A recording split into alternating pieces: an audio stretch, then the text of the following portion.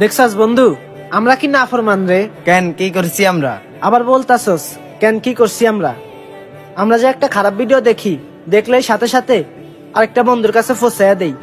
আমরা কি কখনো জানি বন্ধু যে এই খারাপ ভিডিওটা আমার বন্ধু দেখলে এতে আমারও অনেক গুনাহ হবে? হয়তো আমরা বুঝতে পারি না, আমরা বন্ধুর কাছে খারাপ ভিডিওটা ফসাইয়া দেই। হ্যাঁ বন্ধু, যদি আমরা খারাপ ভিডিও ফসিয়ে তো অনেক দিছি, আজকে যদি আমাদের নবীজির কালামার দাওয়াতটি মানুষের কাছে ফসাইয়া দেই, তুই ভাবতে পারবি না বন্ধু। এখন তো কিছুক্ষণ পরে তো ঘুমিয়ে যাবি, ঘুমানোর আগে যদি রসুলের কালামার দাওয়াতটি অন্য আরেকজনের কাছে ফসাইয়া দেস, তুই যতক্ষণ ঘুমাবি ইনশাল্লাহ ফেরেশতারা তোর আমল নামায় সব লিখতে লিখতে ক্লান্ত হয়ে যাবে ইনশাল্লাহ। তারপরেও লিখবে, যতক্ষণ পর্যন্ত ঘুমাবি ততক্ষণ পর্যন্ত তোর আমল নামায় সব উঠতেই থাকবে। সুবহানাল্লাহ। তোর দেরি করি না, আয় আমরা রসুলের কালামার দাওয়াতটি সবার কাছে ফসাইয়া দিই। আয়। হ্যাঁ আয়, আজকে কালিমার দাওয়াত দেই। লা ইলাহা ইল্লাল্লাহু মুহাম্মাদুর রাসূলুল্লাহ সাল্লাল্লাহু আলাইহি ওয়াসাল্লাম। ভাই কালামার দাওয়াতটি সবার কাছে পৌঁছায়া দেন। আপনি ভাবতে পারবেন না আপনার একটা শেয়ারে কতজন ভাই রাসূলের কালামাটি শুনতে পারবে।